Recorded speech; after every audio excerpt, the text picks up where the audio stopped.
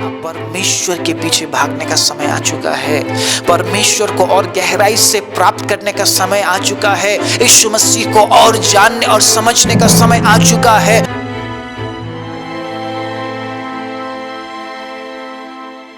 खुल जाएंगी किताबें जब भी हिसाब होगा, इंसाफ का तराजू यीशु के हाथ होगा।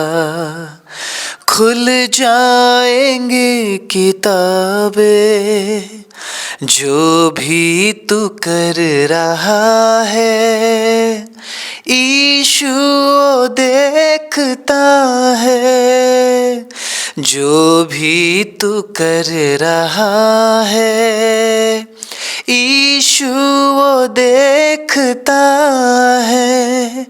हर पल का तुझको इंसान, हर पल का तुझको इंसान देना हिसाब होगा। इंसाफ का तराजू यीशु के हाथ होगा। आप सभी को जय मसीह की।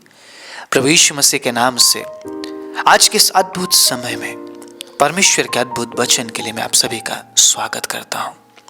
परमेश्वर के अजीजों, आपको पता है एक दिन उस न्याय की किताब के खुलने से हर एक का न्याय होगा, हर एक का इंसाफ किया जाएगा और हर एक कामों का हिसाब लिया जाएगा। इसीलिए परमेश्वर का वचन हमारे लिए बहुत इंपॉर्टेंट है। हर पल में हमें क्या करना है, किस तरीके से जीवन जीना है, किस तरीके से प्रभु के साथ चलना है, यह सिर्फ परमेश्वर के वचन से आपको मिलेगा। और जब आप परमेश्वर के वचन को साधारण रूप से नहीं बल्कि बहुत ही सीरियस होकर आप अपने जीवन में लागू करते हैं, तो आपको वो मार्ग दिखता है जिस मार्ग से आपको चलना है। नीति वचन 3 अध्याय उसके 5वें आयत में क्या लिखा है? तू अपने समझ का सहारा ना लेना, वरन संपूर्ण मन से यहोवा पर भरोसा रखना, तब वो तेरे लिए सीधा मार्ग निकालेगा। सीधा मार्ग का मतलब क्या है? जिस मार्ग को आपके लिए तैयार किया गया है उस मार्ग में आप चले। आप टेढ़े मार्ग में चल के कभी भी अनंत जीवन में नहीं पहुंच पाएंगे। आप टेढ़े मार्ग से कभी भी उस अनंत जीवन तक नहीं पहुंच पाएंगे। आपको सीधा मार्ग लेना पड़ेगा, जो मार्ग अनंत जीवन तक पहुंचता है। और कई बार उस सीधे मार्ग में चलना टेढ़े मार्ग से कठिन है। टेढ़े मार्ग में शायद आपको बहुत कुछ मिल रहा होगा, लेकिन उस सीधे मार्ग में आपको शायद बहुत कुछ ना मिले, लेकिन वो सीधा मार्ग अनंत जीवन तक पहुंचता है। और वो मार्ग तैयार किया जाता है वचन के जरिए। इसलिए हमें वचन दिया गया है। आज मैं इस वचन के बारे में परमेश्वर के अजीजों एक बहुत ही गहरा मैं खुलासा करने वाला हूं। प्रार्थना पूर्वक सुनिएगा, क्योंकि जितनी बार हम परमेश्वर के वचन को सुनते उतनी बार ही परमेश्वर हमसे अलग तरीके से बात करते हैं, नए तरीके से बात करते हैं। इसलिए ये कभी भी मत सोचिएगा फिर से मुझे प्रचार क्यों सुनना पड़ रहा है, मुझे वचन क्यों सुनना पड़ रहा है, क्योंकि आपको नए काम की जरूरत है। हालेलुया, आपको नए आशीष की जरूरत है। एक नया दिन है तो हर एक चीज आपके जीवन में आपको नया चाहिए, और उस नए काम के लिए, नए आशीष के लिए परमेश्वर का वचन आपके लिए मार्ग को तैयार करता है, ताकि आप उस मार्ग में चलते हुए उस आशीष को, उस जीवन को, उस अभिषेक को प्राप्त करें जो कि नया है। आमीन। बोलिए, मेरा परमेश्वर मेरे लिए नया काम करता है। बोलिए और ग्रहण कीजिए, मेरा परमेश्वर मेरे लिए हर दिन नया काम करता है। आज एक वचन के जरिए मैं आप सभी को उत्साहित करते हुए उस खुलासे को करने वाला हूं, जिसलिए आज हम यहां पर इस वचन को सुनने के लिए आए हैं। मेरे साथ निकालिए 2 तीमुथियुस 3 अध्याय उसके 16वीं आयत को सुनिएगा। संपूर्ण पवित्र शास्त्र परमेश्वर की प्रेरणा से रचा गया है और उपदेश और समझाने और सुधारने और धार्मिकता की शिक्षा के लिए लाभदायक है। Hallelujah, praise the Lord. अब आप अगर ये सोच रहे हैं पुराने नियम का वो जो वचन था जो मैंने पढ़ा था ना, वो मेरे लिए नहीं है, या फिर इब्रानियों की किताब में जो वचन मैंने पढ़ा था मेरे लिए नहीं है, वो शायद किसी और के लिए है। हम वचन से दोषारोपण करने में लगे हुए हैं। हम वचन को लेते हैं और हम दूसरों पर थोपने के लिए हम हमेशा तैयार हैं कि आप प्रेम नहीं कर रहे हैं, आप क्षमा नहीं कर रहे हैं, आप दया नहीं कर रहे हैं, आप आशीष बांटना नहीं चाहते हैं। मतलब वचन को लेकर हम एक दूसरे पर दोषारोपण करने में लगे हुए हैं, बल्कि वचन को लेकर ऐसा नहीं करना चाहिए हमें। वचन आपके लिए भी दिया गया है और वचन मेरे लिए भी दिया गया है। और जो संपूर्ण पवित्र शास्त्र है ना, परमेश्वर के अजीजों, परमेश्वर की प्रेरणा से रचा गया है। इसमें से कोई भी वाक्य ऐसा नहीं है कि परमेश्वर के प्रेरणा से रचा ना गया हो।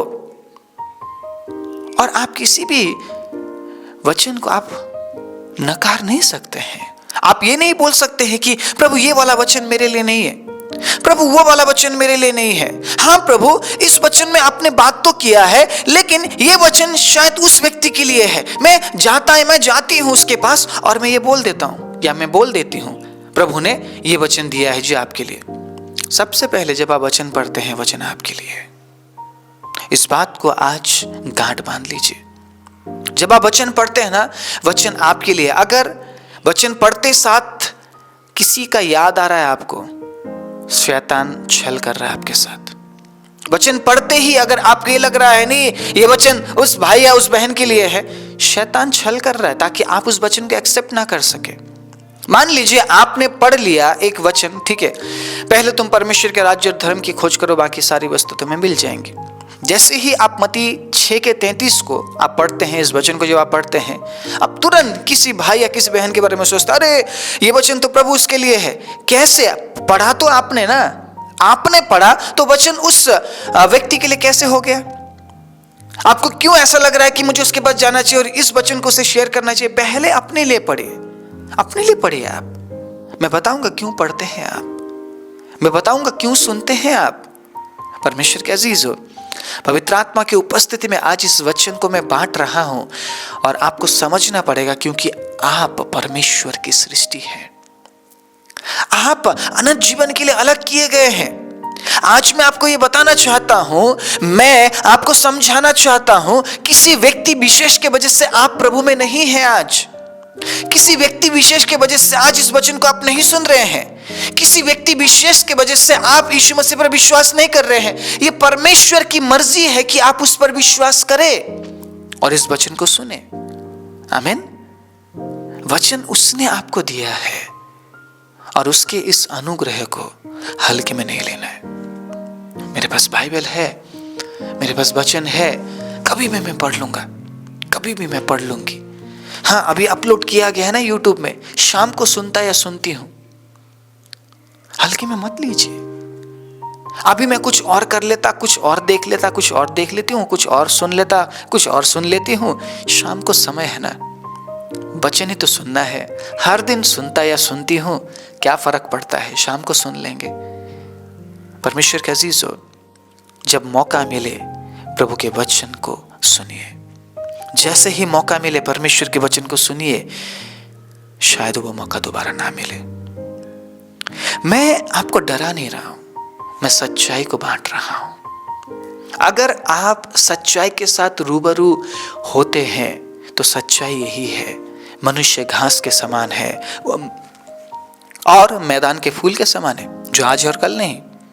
आज आपको एक व्यक्ति बहुत बहुत प्रसिद्ध दिखता है, कल के डेट में वो व्यक्ति आपको नहीं दिखता है, क्योंकि इंसान का जीवन ऐसा ही है, आज है और कल नहीं। लेकिन न्याय के समय में हर एक समय का हिसाब मांगा जाएगा, हर एक समय का हिसाब मांगा जाएगा, हर एक कामों का हिसाब मांगा जाएगा। और अगर आप ये चाहते हैं कि जब परमेश्वर आपको हिसाब मांगे तब आप बराबर उस बात को आप बता सके, तो वचन बहुत जरूरी है। क्योंकि जो पवित्र शास्त्र है वो परमेश्वर की प्रेरणा से रचा गया है। किसी इंसान के बोलने से, किसी इंसान के लिखने से ये वचन आज आपके पास नहीं है। जब तक पवित्र आत्मा ना चाहे कोई इस वचन को नहीं लिख सकता और पढ़ भी नहीं सकता है, पढ़ भी नहीं सकता है। आप ये सोच रहे होंगे मैं बहुत ज्ञानी हूं इसलिए मैं बाइबल पढ़ रही हूं। नो, जब तक परमेश्वर ना चाहे आप वचन पढ़ भी नहीं सकते हैं। आमीन। परमेश्वर का चाहना जरूरी है। अगर आप ये कहते हैं आज मैं उद्धार का जीवन जी रहा हूं, अरे किसी ने अनुग्रह किया आप पर, आपके लिए अपना जीवन दिया है, प्राण दिया है, इसलिए आज आप उस उद्धार के जीवन को जी रहे हैं। मेरे और आपके अच्छे कर्म की वजह से नहीं, क्योंकि इंसान पाप में जन्मता है और पाप में मरता है।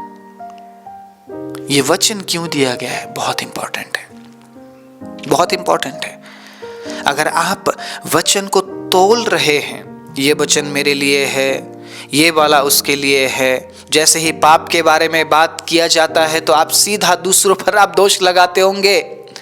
आप कहते होंगे अरे ये पाप वाला वचन तो मेरे लिए नहीं है, मैं तो पाप करता ही नहीं हूं, मैं तो बुरा बोलता ही नहीं हूं, मैं तो सोचता ही नहीं हूं। अरे प्रभु, जो अच्छे वाले वचन है ना वो मेरे लिए हैं कि तू आशीषित होगा, तेरा वंश आशीषित होगा। मैं एक्सेप्ट करता हूं प्रभु, मैं एक्सेप्ट करता हूं। लेकिन जैसे ही पाप के बारे में बात किया जाता है कि पाप मत कर, परमेश्वर पर भरोसा रख, मेरे लिए नहीं है, ये उस भाई के लिए है, उस बहन के लिए। वो लोग बहुत पाप करते हैं ना। परमेश्वर के अजीज हो, आप खुद विचारिए, परमेश्वर के नजर में कोई धर्मी है? कोई धर्मी है परमेश्वर की नजर में? रोमियो की किताब में इसका मतलब झूठ लिखा गया है। क्या लिखा गया है रोमियो की किताब में? कोई भी धर्मी नहीं, एक भी नहीं। कोई भी परमेश्वर को खोजने वाला नहीं, एक भी नहीं। बहुत से लोग दुख में, गम में प्रभु के पास आते हैं, जैसे ही उनका दुख और गम दूर हो जाता है परमेश्वर उन्हें आशीष देते हैं, फिर वो परमेश्वर को भूल जाते हैं। ऐसे इतने सारे गवाही है ना, इस प्रकार के गवाही जो परमेश्वर के पास आए, आशीष पाया, आज वो किसी और दुनिया में है, उसी आशीष के साथ वो व्यस्त हो गए और आज परमेश्वर के लिए उनके पास समय नहीं है। मैं आज आपसे पूछना चाहता हूं, इस वचन को आप सुन रहे हैं तो क्यों सुन रहे हैं? क्या कारण है इस वचन को सुनने का? जब तक कारण स्पष्ट नहीं है ना, आप उस वचन के आशीष को आप ग्रहण नहीं कर पाएंगे। बहुत से लोग चंगे होने के लिए वचन सुनते हैं, तो इसका मतलब आप परमेश्वर को खोज रहे हैं। बहुत से लोग ये सोचते हैं कि वचन सुनने से शैतान मेरे जीवन में काम नहीं करेगा, तो क्या परमेश्वर को खोज रहे हैं? बहुत से लोग ये सोचते हैं कि सुबह के समय में वचन सुनूंगा या सुनूंगी तो मेरे घर में आशीष आएगी। बहुत से चैनल्स में हमें इसी प्रकार के मैसेज को हमें सुनने को मिलता है कि आज इस प्रार्थना को कर लो, रातों रात आशीष आ जाएगी। और उसमें देखिए व्यूज कितना है, कितना व्यूज है उसमें। देखिए इस प्रचार में व्यूज कितना है और उन प्रचारों में कितना व्यूज है जिसमें सिर्फ आशीष के बारे में बताया जाता है। ऐसे ऐसे वचन को लिया जाता है और इस वचन को लोग बोलते रहते हैं और कहते हैं जी इस प्रार्थना को सुन लो, आपके घर में आशीष आ जाएगी, सब कुछ बदल जाएगा। क्या इतना आसान है?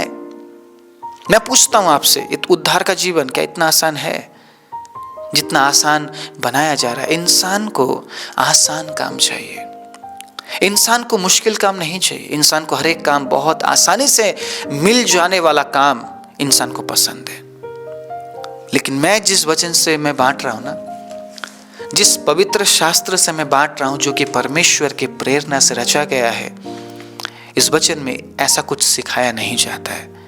इसमें क्या सिखाया जाता है कि अगर हम परमेश्वर के वचन के अनुसार जीवन नहीं जीते हैं तो हम अनंत जीवन से वंचित हो जाएंगे। आशीष तो दूर की बात, अनंत जीवन से वंचित हो जाएंगे। और अगर आप सिर्फ आशीष के लिए परमेश्वर के वचन को सुन रहे हैं तो आप परमेश्वर को कहां खोज रहे हैं? अगर आप चंगाई के लिए परमेश्वर के वचन को सुन रहे हैं तो परमेश्वर को कहां खोज रहे हैं? आप अनंत जीवन में चंगाई पाने तो नहीं जा रहे ना। चंगाई सिर्फ आपको इस संसार में चाहिए, आशीष सिर्फ आपको इस संसार में चाहिए, प्रसिद्धि सिर्फ आपको इस संसार में चाहिए। वहां तो कोई और है, वहां तो परमेश्वर है। वहां तो आशीष और चंगाई और प्रसिद्धि की जरूरत ही नहीं है। तो हम प्रसिद्धि को ढूंढकर परमेश्वर को खो रहे हैं, चंगाई को ढूंढकर परमेश्वर को खो रहे हैं और आशीष को ढूंढकर परमेश्वर को खो रहे हैं। तो अनंत जीवन में हम क्यों जाने की हम चाहत रखते हैं? क्या करेंगे हम अनंत जीवन में जाकर? वचन को समझना बहुत जरूरी है। और इन दिनों में जब हम वचन के गहराई को समझ रहे हैं ना, परिपक्वता में आगे बढ़िए परमेश्वर के अजीजों। अब वो सब समय खत्म होता जा रहा है कि बस आशीष के पीछे भागो, चंगाई के पीछे भागो, चमत्कार के पीछे भागो। नहीं, अब परमेश्वर के पीछे भागने का समय आ चुका है। परमेश्वर को और गहराई से प्राप्त करने का समय आ चुका है। यीशु मसीह को और जानने और समझने का समय आ चुका है। अभिषेक में बढ़ने का समय आ चुका है। प्रेम में बढ़ने का समय आ चुका है। दया में बढ़ने का समय आ चुका है। परमेश्वर के अजीजों, उस वचन की गहराई में जाने का समय आ चुका है जिसके बारे में परमेश्वर ने यूहन्ना के जरिए बात किया। उस प्रकाशन में हमें जाने की जरूरत है। आज मैं ये बताना चाहता हूं वचन क्यों जरूरी है। सबसे पहली बात, वचन परमेश्वर की प्रेरणा से रचा गया है। पवित्र शास्त्र जो आपके हाथ में, जो मेरे पास है, जिस वचन को हम सुन रहे हैं, परमेश्वर की प्रेरणा से रचा गया है। किसी इंसान ने लिखा है या इंसान के दिमाग से निकला है और लिखा है नहीं, इसलिए नहीं। बेशक इंसान को इस्तेमाल किया गया लिखने के लिए, लेकिन जो विचार है, जो वचन है, जो थॉट्स, जो भावनाएं हैं, वो परमेश्वर की है। परमेश्वर के अजीजों, और आप ये बिल्कुल भी नहीं सोच सकते हैं कि ये वाला मेरे लिए है, वो वाला उसके लिए। पवित्र शास्त्र, परमेश्वर का वचन पहले आपके लिए है। अगर आप पढ़ रहे हैं, पहले आपके लिए है। और मुझे लगता है आपके लिए ही है, क्योंकि जिसके साथ परमेश्वर बात करना चाहेगा, परमेश्वर डायरेक्टली अपने वचन से उन लोगों के साथ बात करेगा। हमें दूसरों के लिए नहीं पढ़ना है ना। हम बाइबल दूसरों के लिए नहीं पढ़ते हैं, हम वचन दूसरों के लिए नहीं पढ़ते हैं। और आज इस वचन को भी मैं अपने लिए ले रहा हूं कि प्रभु का वचन पहले मेरे लिए है। जो मैं शेयर कर रहा हूं आपको, मैं ये कहकर शेयर कर रहा हूं, मैं ये कहकर साझा कर रहा हूं कि वचन आपके लिए है। पहले वचन आपके लिए है, उसके बाद वचन मेरे लिए होगा, या उसके बाद किसी और के लिए होगा। वचन पहले हमारे लिए है। हे मेरे मन, यहोवा को धन्य कहे और उसके किसी उपकार को ना भूलना। मुझे कहना पड़ेगा खुद को, मुझे अपने मन को कहना पड़ेगा। जो मेरा चंचल मन है ना, उसे मुझे समझाना पड़ेगा कि सुन, ये वचन क्या कह रहा है, ये वचन मेरे लिए है।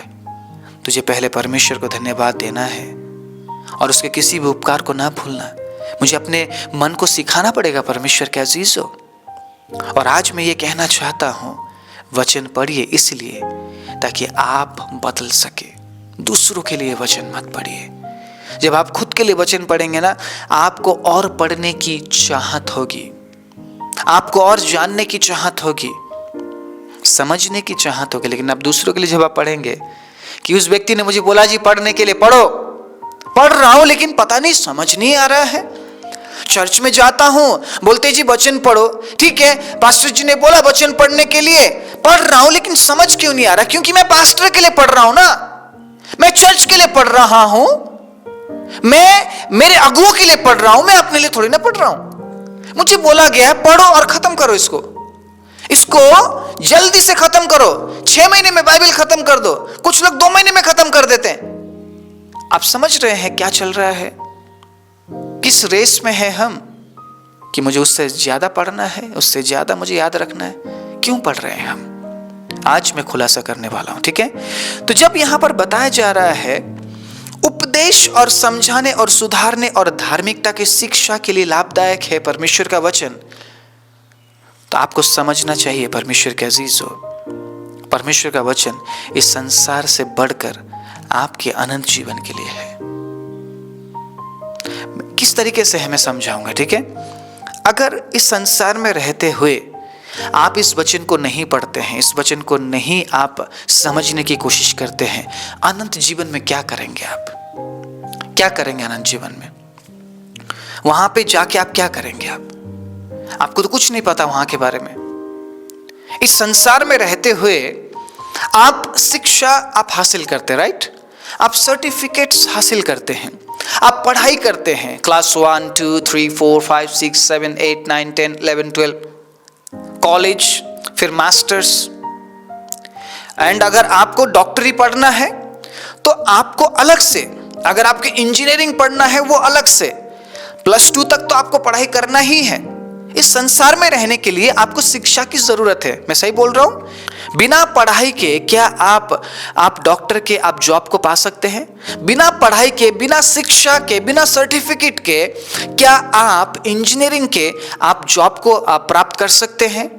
क्या आप टीचर के जॉब को प्राप्त कर सकते हैं? किसी सरकारी जॉब को आप प्राप्त कर सकते हैं? मुझे बताइए आप। मैं समझाने के लिए बोल रहा हूं, उदाहरण के लिए, और आपको समझना पड़ेगा परमेश्वर का वचन क्यों जरूरी है। अगर आप ये कहते हैं इस संसार में मुझे 70-80 साल के लिए अगर इतना प्रयास करना है, इतना प्रयत्न करना है कि मुझे अच्छा जॉब मिल सके, है ना। जॉब आप कितना साल करते हैं? 30 साल, 40 साल। उसके बाद आपका उम्र खत्म। 30 साल तक तो आप पढ़ाई करते हैं, उसके बाद शायद अगर आपका उम्र 70 साल आपको मिल गया तो 40 साल आप काम करते हैं, बस उम्र खत्म। 70 के बाद आपको रिटायरमेंट मिल जाता है, या 60 के बाद आपको रिटायरमेंट मिल जाता है, बस जिंदगी खत्म वहीं पे। लेकिन जिस अनंत जीवन के बारे में बात कर रहे हैं वो अनंत जीवन कितने साल का है? कितने साल का है? 100 साल का, 200 साल का, 300 साल का, 1000 साल का है। कितने साल का है? 1000 साल।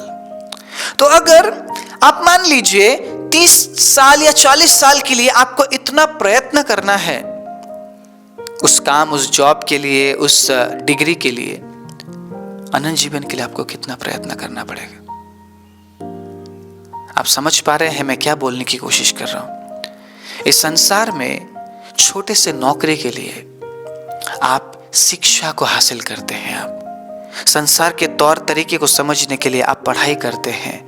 परमेश्वर के अजीजों, उस स्वर्ग के तौर तरीके को समझने के लिए आपको कितना परमेश्वर के वचन में ध्यान देने की जरूरत है। परमेश्वर के अजीजों, आपको समझना पड़ेगा। और यही बात मैं आपको बताना चाहता हूं। आप परमेश्वर के वचन को पढ़ते हैं आपके अनंत जीवन को सही करने के लिए। आप परमेश्वर के वचन को पढ़ते हैं आपके अनंत जीवन के बारे में जानने के लिए। आप परमेश्वर के वचन को पढ़ते हैं आपके आत्मा के बारे में जानने के लिए। आप परमेश्वर के वचन को पढ़ते हैं स्वर्ग के बारे में जानने के लिए। आप परमेश्वर के वचन को पढ़ते हैं परमेश्वर के बारे में जानने के लिए। तो अगर आप अनंत जीवन में प्रवेश करना चाहते हैं तो आपको परमेश्वर के वचन को पढ़ना, समझना और हर दिन मनन करना जरूरी है, जानना जरूरी है, आत्मिक शिक्षा को लेना जरूरी है। क्योंकि परमेश्वर के अजीजों, ये 40, 50, 60, 70, 80 साल का मामला नहीं बल्कि 1000 साल का मामला है, जिसके लिए आपको प्रयास करना पड़ेगा। इसीलिए आज इस प्रचार को आप सुन रहे हैं, इस वचन को आप सुन रहे हैं, और हर दिन इसलिए आपको पढ़ाई करना है। इसलिए परमेश्वर के वचन को आपको पढ़ना है। संसार में कुछ साल के लिए आप इतना मेहनत करते हैं और 1000 साल के लिए आपके पास समय नहीं है। आप खुद विचारिए आप क्या कर रहे हैं, क्योंकि हर एक पल का हिसाब वो हमसे लेगा। हमने कितना परमेश्वर के वचन को पढ़ा है वो हिसाब लेगा। परमेश्वर के अजीजों, उस समय आप क्या बोलेंगे उसे? परमेश्वर पूछेगा, संसार में कुछ साल के लिए तूने इतना मेहनत किया और 1000 साल के लिए तेरे पास समय नहीं था। उस समय हम क्या जवाब देंगे, ये अभी से आप सोच कर रखिए और परमेश्वर के वचन को पढ़ना शुरू कीजिए। आइए अपनी आंखों को बंद करें। राजाओं के राजा, प्रभुओं के प्रभु, सर्वशक्तिमान जीवित दयालु परमेश्वर, मैं धन्यवाद देता हूँ उस अद्भुत समय के लिए। जितनों ने प्रभु आज इस वचन को ग्रहण किया है प्रभु, मैं उनके जीवन में आपके चंगाई, छुटकारे की और आपके आशीष, आपके बढ़ोतरी की और अद्भुत रीति से आपके वचन की बढ़ती की मैं घोषणा करते हुए प्रार्थना प्रभु यीशु मसीह के नाम से मांगता हूँ, आमीन।